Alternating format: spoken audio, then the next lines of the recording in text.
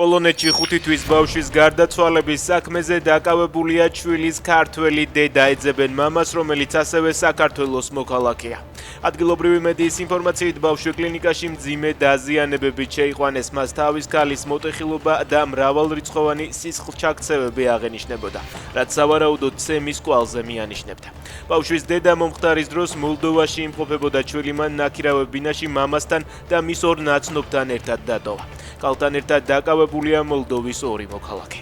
ოკუპირებულ აფხაზეთში 4 წლის ბავშვის გარდაცვალების საქმეზე დეიდა დააკავეს. ეგრეთ წოდებული პროკურატურის ცნობით, გაბრიელა ლახინა არაფხიზელ მდგომარეობაში იმყოფებოდა, როცა არასრულწლოვანს განზრახ მიაყენა მძიმე ფიზიკური დაზიანებები. ოკუპირებული აფხაზეთის გულრიფშის რაიონში 4 წლის გოგონა სახესა და სხეულზე მრავლობითი დაზიანებებით კლინიკაში 7 აპრილს შეიყვანეს. ექიმებმა მისი გადარჩენა ვერ მოახერხეს.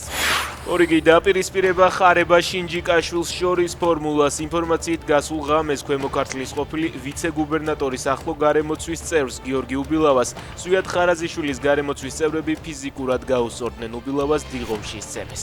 ის ინფორმაციას არ ადასტურებს. ესტონეთმა ელჩი თბილისიდან ერევანში გადაიყვანა. დიპლომატიური უწყება მუშაობას სომხეთის დედაქალაქში ოფიციალურად შეუდგა. ერევანში საელჩოს გახსნაზე დასასწრებად ესტონეთის საგარეო საქმეთა მინისტრი მარგუს საჰკნა ჩავიდა.